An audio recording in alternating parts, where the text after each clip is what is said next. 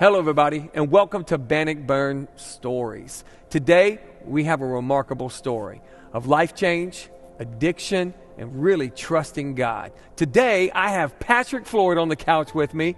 Now, Patrick and I go way back. I worked with his mom at Hyde Park back a long time ago when you were about this big, and knew your mom, knew your family, and you were actually in my Bible class many years ago at Hyde Park. You and your wife have been attending here at Bannockburn, and you have some connections here at Bannockburn with the Fowlers. You used to come to Bannockburn as a child, or as a kid, I guess, with those guys. So super cool to have you on the couch today to share your story. You grew up in a Christian home.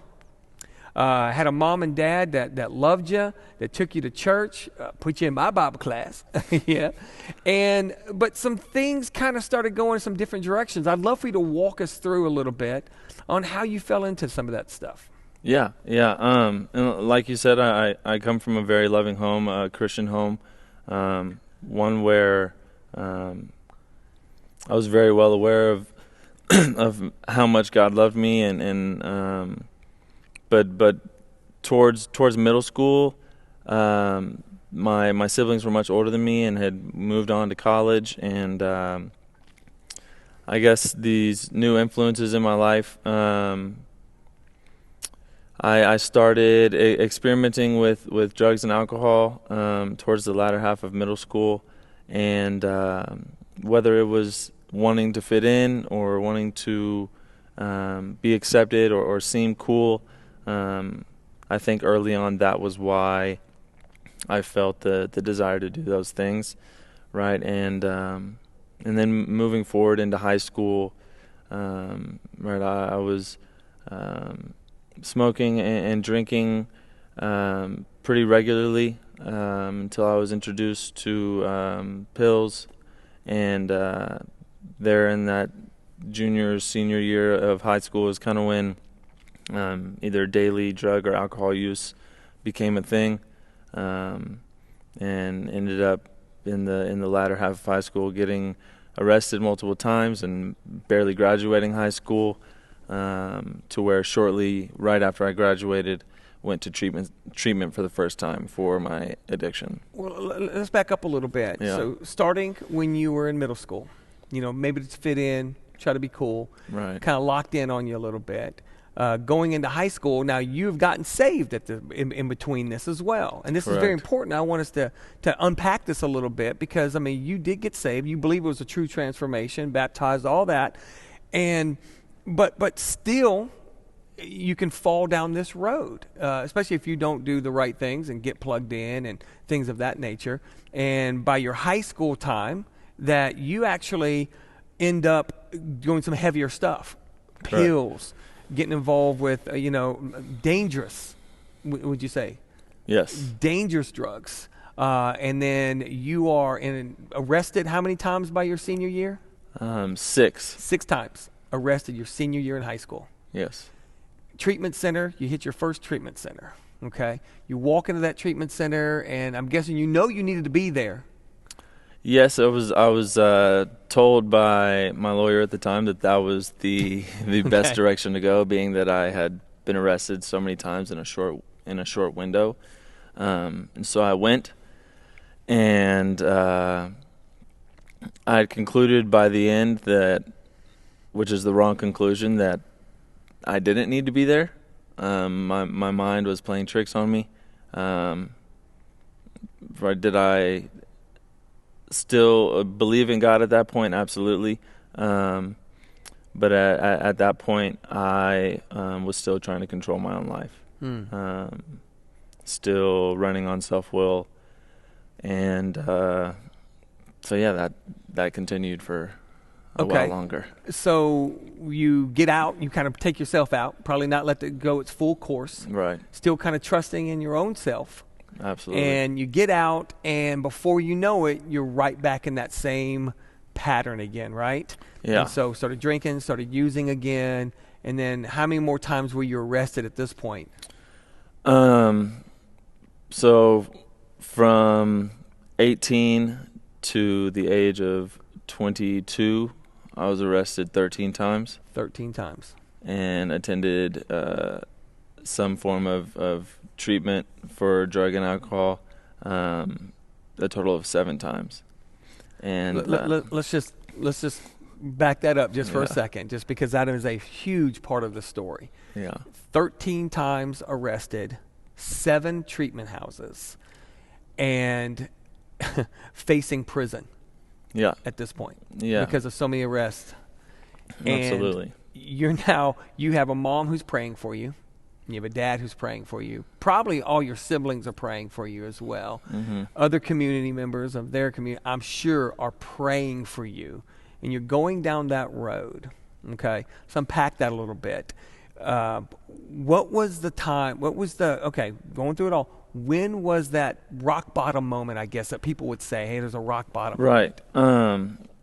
And to touch on what you said, definitely, I know that my mom has a whole email group thread of she calls them the prayer warriors, where it's I probably don't even know how many people, but multiple of those people reach out to me and tell me that they were praying with me alongside my family during those times. But I would say that I had multiple rock bottoms, or points where probably many after 13 times of being arrested. Points where anybody in those circumstances would say, okay, I need to stop. For instance, towards the summer of 2016, I had woken up in the hospital and being told that I had coded that evening, so I had been pronounced dead from drinking too much alcohol. And when I had woken up, I had blown a .37, and in my mind, my thoughts were, this is really scary. Are there any police officers outside of my hospital room right now? I need to quit. And then that window of clarity lasted about 15 minutes, and I manipulated my way out of the hospital and drove from Dallas, Texas, at the hospital to 6th Street in downtown Austin and continued to drink. And so that most certainly is a rock bottom. I had fully understood in that moment that when I try and play God in my life, not only do things not go my way, but I hurt others. I found myself in situations that harm myself and also put my family at risk. And so just a few short months after I found myself in the hospital again, due to withdrawals, I was having seizures. And at that moment, God put it on my heart to ask my mom if I could go to treatment. And that was the first time I had ever really asked her for any type of help. Obviously, she was relieved. And so I did. I went back to treatment, and not only did I learn a lot from the tools that they taught me, and I learned a lot about alcoholism and drug addiction, but more importantly, it was a time to quit trying to control my own life and stop playing God, and it was there where I learned in my life what it means to make that decision to turn my life and my will over to God, and what that looks like for me, what it looks like not to play God, and how to trust and believe in God's will for me. And so that period of time was huge for me to get my relationship with God back and anchor that in. Patrick, tell me, being an addict and being involved in addiction and hitting rock bottom, as a believer, someone who knows Christ, walk me through a little bit about that feeling, how that feels, the heaviness, the conviction, of things like that. Yeah, it's tricky because growing up, like we've spoken about, knowing the Lord and obviously knowing what I'm doing is not right. As the addiction progresses, I think, looking back, I think another part of what I'm trying to numb is the fact that I know I'm doing wrong. Right, and that feeling also is paired with some sort of lack of self-worth, some sort of lack of self-love, right? And I feel that that's much easier found in my relationship with God. But during that time, the self-bondage and the hole that I continued to dig for myself, when I tried to fix it on my own self-will, I continued to create more problems for myself and continued to create more problems for everybody involved. Yeah. And that's usually what happens, right? I mean, we talked about this, and that a lot of times that people fall into addiction, one is that popularity thing they're just trying to fall into, but another one is they're trying to kill a pain. And it becomes this catch-22. Whereas I'm trying to kill a pain, something deep inside me that I'm trying to bury, I'm trying to cover up, and they drink or they do drugs or use whatever, whatever to cover that, and then they sober up. And then it's like, oh, now I got to cover up that pain and the pain I just covered up a minute ago, and keep on down this cycle. I totally understand where that's coming from.